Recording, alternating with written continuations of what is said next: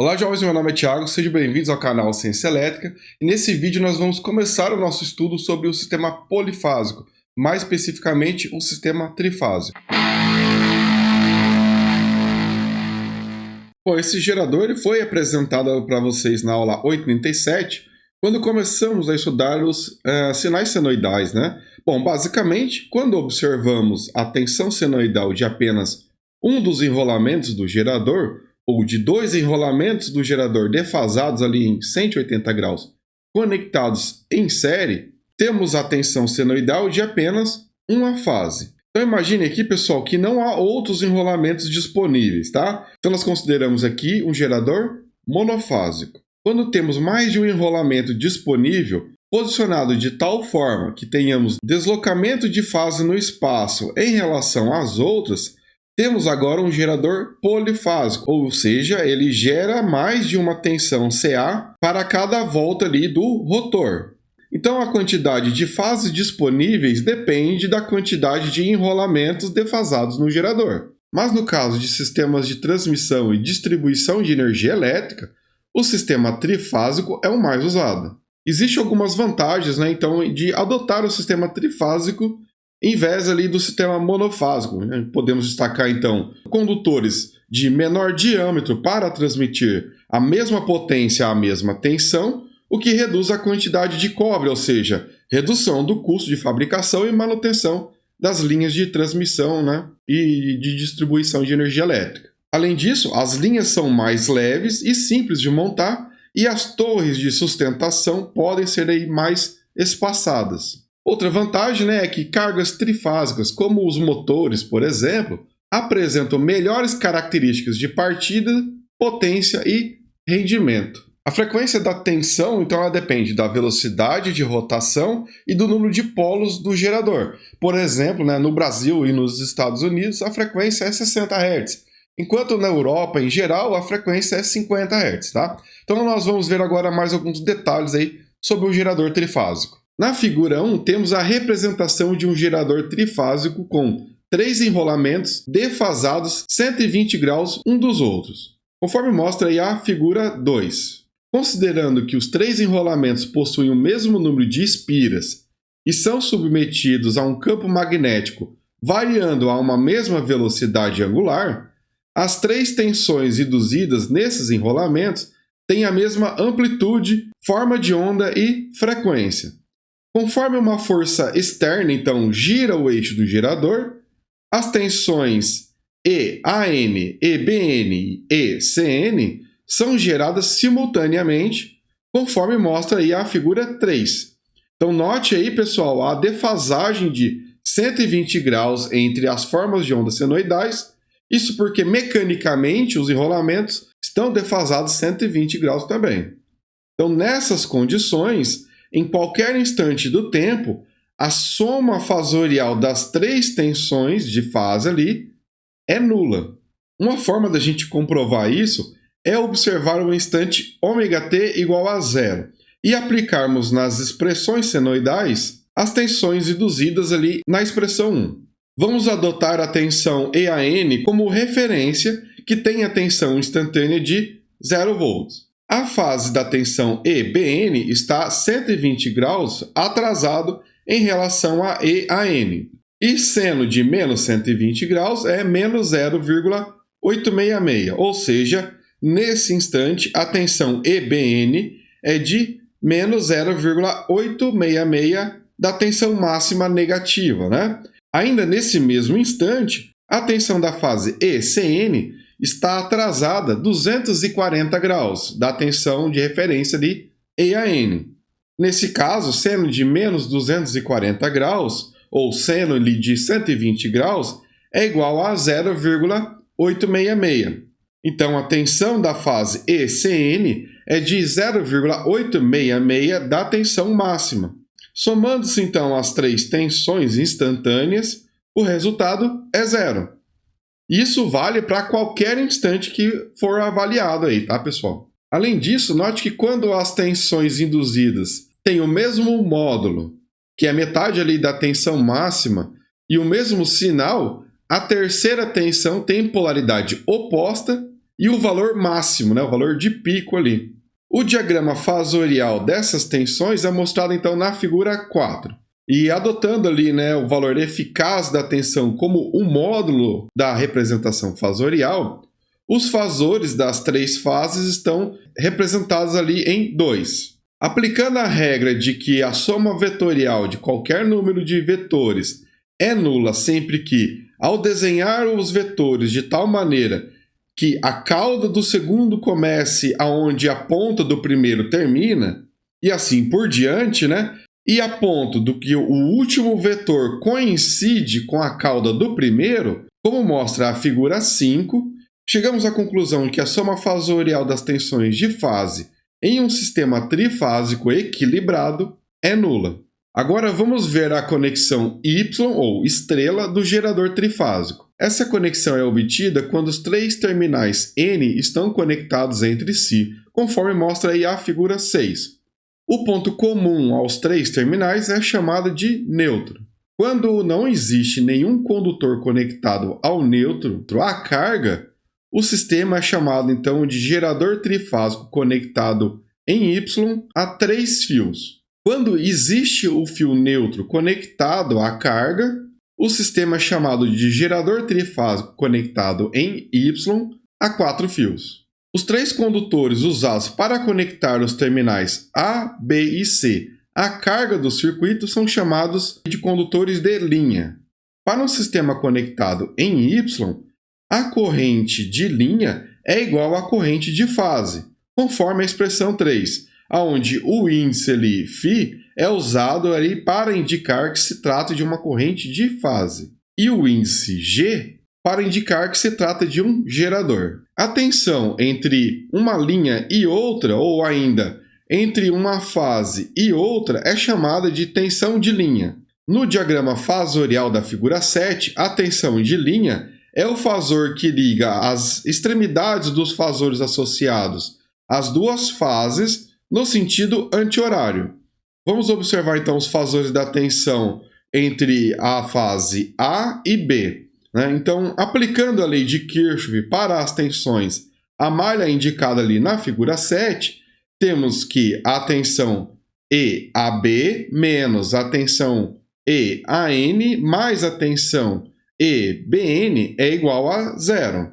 Então, isolando a tensão de linha EAB, ela é igual a EAN menos EBN, que é igual ali a tensão EAN mais ENB. Observe a ordem dos índices com relação às polaridades adotadas, tá, pessoal?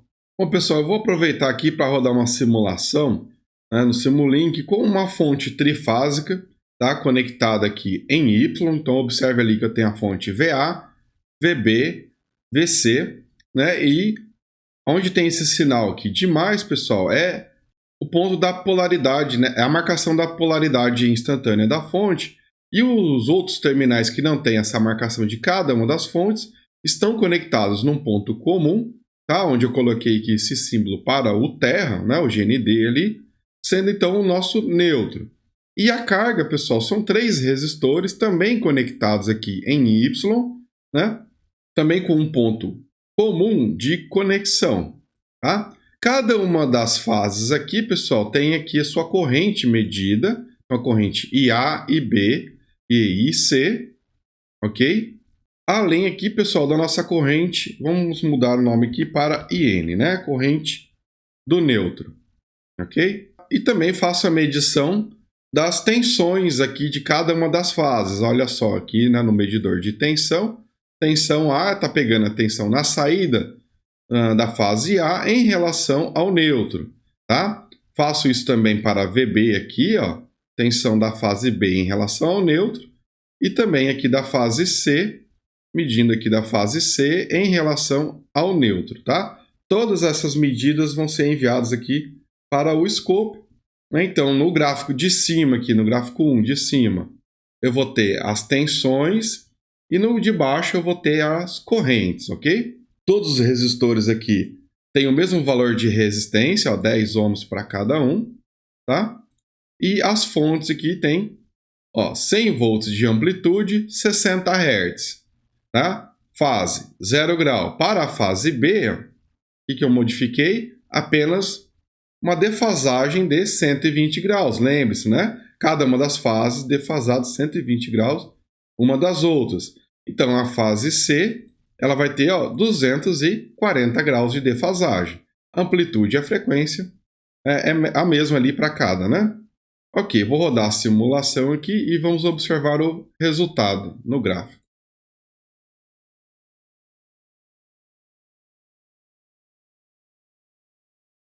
Tá pronta a simulação, pessoal. Então, observe que nós temos aqui a fase A, que está em amarelo aqui, ó. Ela parte de 0, atinge sua amplitude, né? Lembre-se, quando elas têm o mesmo módulo, no caso olhando o azul, que é a fase B, o mesmo módulo é nesse ponto. Nesse mesmo instante oposto, nós temos a amplitude máxima da fase aqui C, que é a terceira fase, né, que está defasada a 240 graus da primeira. Né? A azul, 120 graus aqui da primeira. Né? Então, VA, VB, VC, mais 120 graus. Começa de novo. VA, VB, VC. Tá? Então, nós temos aqui a representação, né, via simulação do sistema trifásico, observando as tensões de fase. E na carga, como que nós temos? Bom, nós temos aqui, corrente da fase A, observe que ela está em fase com a tensão da fase A. Isso porque nós temos aqui carga resistiva, né? A tensão na fase B, tem sua corrente na fase B também em fase. Tá? Então, vai ocorrer a mesma coisa para as três, porque nós temos aqui cargas equilibradas conectadas a uma fonte de tensão trifásica também equilibrada. E note que a corrente do neutro aqui em vermelho, pessoal, ela é 0, né? Isso porque nós temos aqui o equilíbrio de cargas e também das tensões de alimentação trifásica, né? Tudo equilibrado, corrente de neutro aqui, é nula, tá? Então, por isso que nós dizemos que num sistema trifásico perfeito, tudo equilibrado, fonte e carga, não precisaríamos do condutor neutro, porque não tem circulação de corrente por ele. Mas se eu desequilibrar o sistema, por exemplo, eu vou pegar aqui na fase A e vou colocar agora aqui 8 ohms, tá? Eu vou reduzir apenas em 2 ohms aqui, né, 20% do valor nominal da resistência RA, e vamos observar agora o resultado da simulação. A tensão continua equilibrada, mas agora a corrente já não está mais equilibrada. Observe que nós temos aqui em vermelho uma corrente no neutro. Tá? Deixa eu ajustar o gráfico, né, as amplitudes.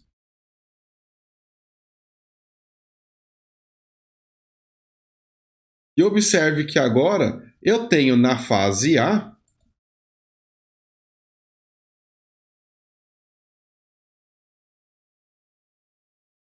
uma maior corrente. Por que na fase A? Porque na fase A eu tenho uma resistência de valor ôhmico menor. Então a corrente na fase A ela é maior do que nas outras duas.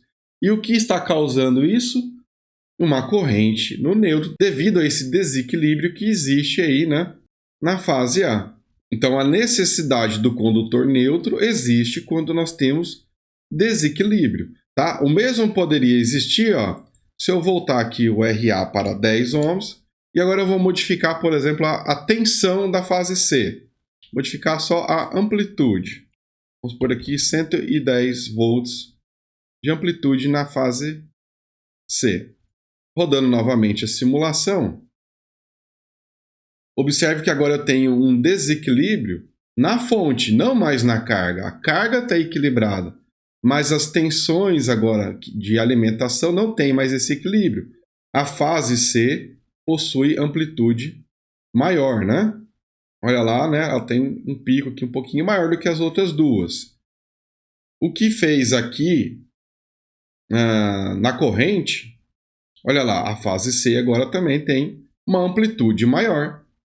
Ou seja, eu tenho desequilíbrio nas correntes, logo eu tenho corrente no neutro. Há necessidade, então, do condutor neutro quando eu tenho algum desequilíbrio no sistema trifásico. O diagrama fasorial mostrado é redesenhado para se obter a tensão de linha, como mostra a figura 8.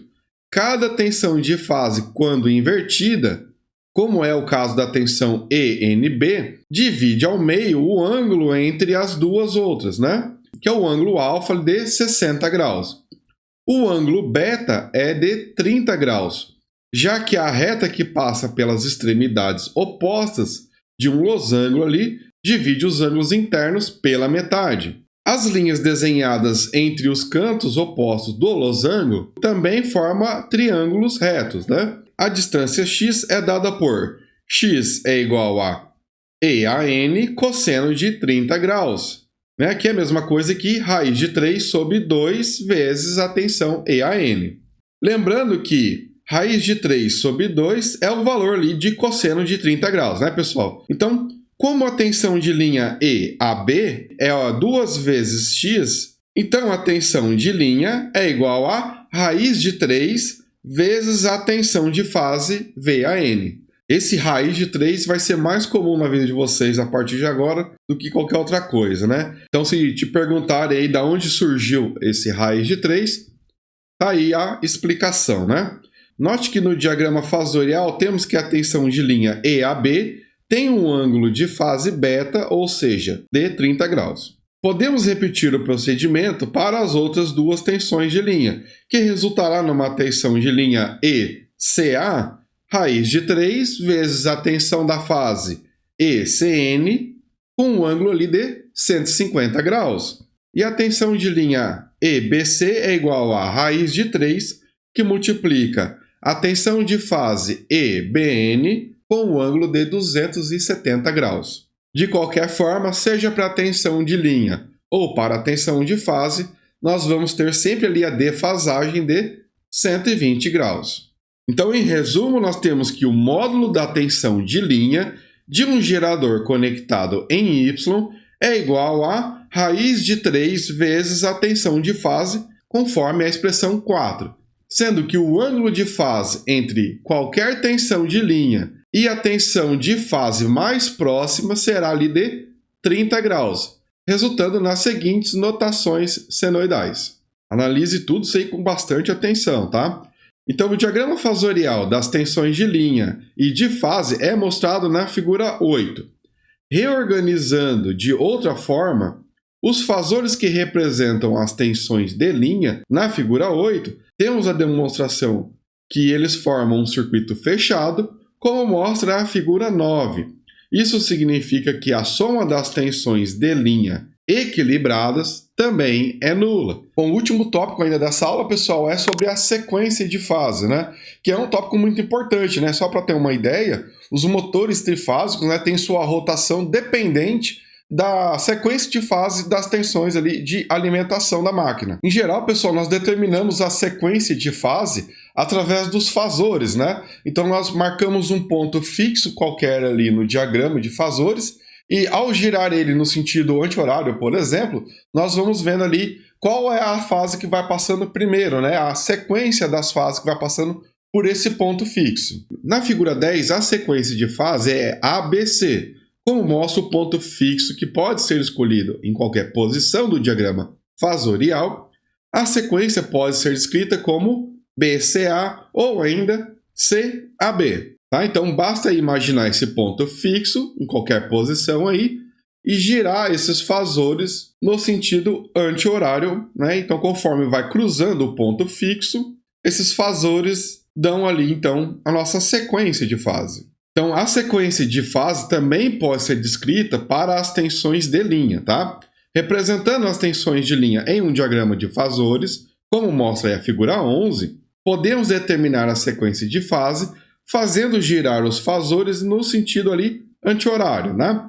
Mas, nesse caso, a sequência de fase pode ser determinada observando-se ali a ordem em que passa o primeiro ou o segundo índice. No sistema visto ali na figura 11, a sequência de fase com base no índice que passa pelo ponto P ali é ABC. E a sequência de fase com base no segundo índice é BCA. Mas já sabemos que BCA é equivalente a ABC. Então essa sequência é a mesma nos dois casos. Sabendo a sequência de fase, o diagrama fasorial pode ser desenhado escolhendo uma tensão de referência para desenhar primeiro ali, né? E as outras tensões nas posições angulares apropriadas ali, que conforme nós estudamos, defasadas em 120 graus, para o caso do sistema trifásico, né? Que nós adotamos. Bom, caso esse vídeo tenha sido útil para você, deixe seu like e verifique a sua inscrição no canal, né? E ainda, né, torne-se membro do canal para ter acesso aí a conteúdos exclusivos, além ali de estar contribuindo com a manutenção do canal, né? Fique à vontade para deixar alguma crítica, dúvida ou sugestões aí na área de comentários. Forte abraço e até a próxima aula.